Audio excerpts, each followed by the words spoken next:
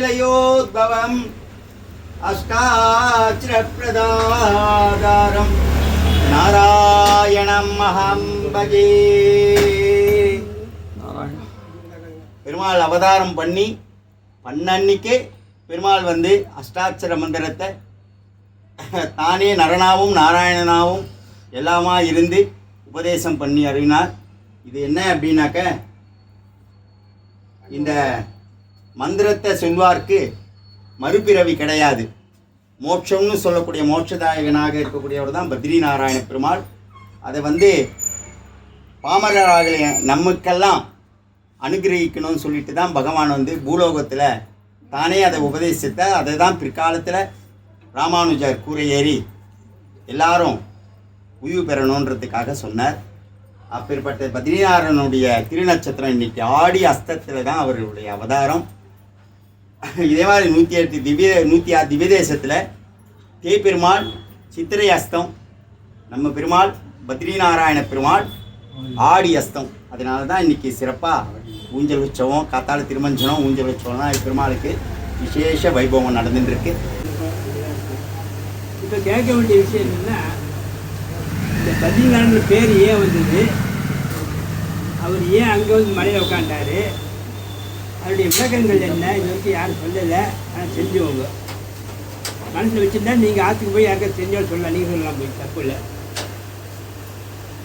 பத்ரின்னாக்க பத்ரி அடிச்சுன்னு ஓடிடும். பத்ரி, அந்த பத்ரியோட நாற்று தான் நாராயணன். பத்ரி நாற்றுன்னா நாராயணன். அவர் என்ன பண்ணுறார், பெருமாள் ரொம்ப கஷ்டப்பட்டு நிறையா நெட்டு பண்ணிட்டு ஒப்பிக்காதீங்க, நீங்களா மந்திரங்கள் ஒப்பிச்சுட்டு இருக்காதீங்க, உங்களுக்கு சுருக்கமாக சொல்லித்தரேன் அப்படின்றார். என்ன இந்த அசுரெலாம் ஓடிவிட்டா, அசுரம் வந்து கேட்டுக்கிட்டு அழிச்சு போச்சு, வேறு வேலையில் உங்களுக்கு என்ன ஓடிவிட்டா அசுரெலாம். அப்புறம் வந்து பார்த்தா தேவர் பார்த்தா அவளும் ஓடி போயிட்டான். பெருமாள் பார்க்குறாரு, என்ன யாருமே காணுமே, எல்லாம் போயிட்டாளே அப்படின்னு பார்க்குறாரு. அப்போ பெருமாள் மேலே தன்னை போல ஒரு உருவத்தை பிடிச்சி உட்கார வைக்கிறார். அவன் தான் நரன், இவர் நாராயணன், நல்ல நாராயணன் பேராங்க. நரன் தான் மனிதன், அவளை போய் மனுஷன், சாதாரண மனுஷன். அவனுக்கு ஒன்றும் தெரியாது, பாவம் பக்தியே தெரியாது, ஒன்றும் தெரியாது. அவளுக்கு சொல்லித்தரா பெருமாள், இது பாருங்க பிரித்து வளைச்சு சொல்ல வேணாம், நிறைய நிறுத்த பண்ணி ஒப்பிக்க வேணாம், நீ என் பேர் 8 எழுத்து சொல்லித்தரேன், 8 எழுத்துல என் பேர் சொல்லிட்டு நான் சொல்லுவேன். ஓம் நமோ நாராயணா, அருமையான பேர். அந்த பிரணம் வந்து சொல்லி அது சொன்னாக்க பகவானுடைய அனுகிரகம் நமக்கு கண்டிப்பாக கிடைக்கும். அந்த சிம்பிளாக சொன்னோன்னே இந்த ஓடி வர அசுரர்கள் தேவர்களாம் அவனை அங்கேயும் ஓடிடுறான். ஐயோ நமக்கு தெரியாமல் படித்த இந்த மனுஷனுக்கு சொல்லிட்டாரு பெருமாள். அப்போ தேவர்களோட மனிதர்களுக்கு ரொம்ப பவர் அதிகமாகிடுச்சு. நம்ம தான் வந்து தேவர்களை கூப்பிட்டு உட்கார வச்சு நம்ம தான் விசாரம் பண்ணிட்டுருக்கோம். அதனால் தேவரோட மனிதருக்கு நம்ம பவர் அதிகமாகிடுச்சு. தேவரோட மனிதர்களுக்கு பவர் அதிகமாகிடுச்சு. இப்போ நம்ம சேரனாக்க இந்த கோயிலில் பெருமளை கவனிக்க ஆளே இருக்கு. பெருமளை கவனிக்க ஆள் இருக்காது. நம்மளாம் வரக்கூடாது தான் பெருமளை குளிப்பாட்டி ட்ரெஸ் பண்ணி நம்ம மேலே செய்யணும் இல்லையா. இல்லாட்டி பெருமளை தலைவர் பின்னாடி முடிச்சு வரல. இது இவ்வளோ பழங்கள் வச்சுருக்கோம், இவ்வளோ காய்கறி வச்சுருக்கோம், எல்லாத்தையும் வச்சுருக்கோம், அழகு பண்ணிட்டுருக்கோம். பெருமாள் வந்து நம்மளை உள்ளே பூந்து நம்மளை ஆட்டி வைக்கிறார். நம்ம வந்து இங்கே செஞ்சுட்டு இருக்கோம். இப்போ அதில் ஒரு 10-15 பேர் நம்மள இப்போ கொடுத்து வச்சா நம்ம கொடுத்து வச்சா லைவ் நமக்கு நம்ம என்ன செஞ்சோம் நமக்கு தெரியல. ஆனால் நம்ம வந்து கொடுத்து வச்சுருவோம், இங்கே வந்து நிற்கிறோம். இப்போ ஆற்றுல எவ்வளோ காரியம் இருந்தால் கூட நம்ம இங்கே வந்து நிற்கிறோம். அது ஒரு நமக்கு லக்கியம் தானே, ஒரு அதிர்ஷ்டம் தானே.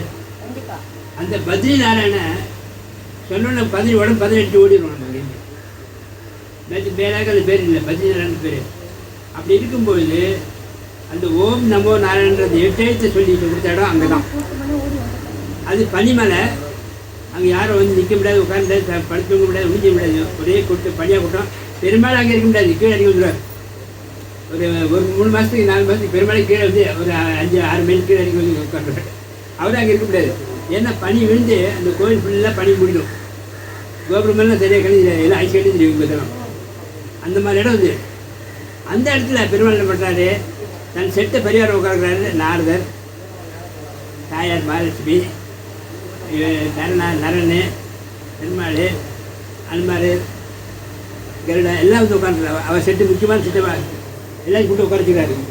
இதுதான் என் ஃபேமிலி, இதுதான் என் குடும்பன்ற மாதிரி. அப்போ அந்த அளவுக்கு நம்ம என்ன செய்யணும், அந்த பத்ரிநாடு நினச்ச உடனே பதினி அடிச்சு ஓடிடுன்னு ஓடிடணும். பத்ரினா பதினி அடிச்சு ஓடிடணும்னு அர்த்தம். பத்ரி, ஐயோ பதறி போச்சு, உடம்பு நிற்க மாட்டேங்குது, பிடிச்சிட்டு ஓடிடணும்னு சொல்லிட்டு.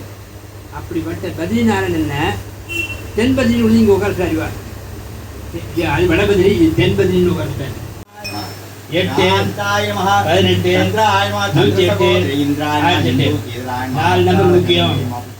8னா அஷ்டாத்திரம், 18னா புராணங்கள், 108னா திவ்ய தேசங்கள், 1008 சகசரநாமம். இந்த 4 ஞாபகம் வச்சுக்கோங்க. 8 18 108 1008 4 நம்பர் மறக்காதீங்க. எப்பயுமே ஞாபகம் வச்சுட்டே இருக்கணும். நீங்கள் இதில் எது பிடிச்சவங்க, எதோட பிடிச்சவங்க உங்கள் இஷ்டம். அது 4 எதோட பிடிக்கிறீங்க. அவன் தான் 4 தெரிஞ்சவன் ஞானி. அவன் சொல்கிறான் இல்லையா, 4 தெரிஞ்சவன் அறியாளுப்பா ஞானின்றோம்.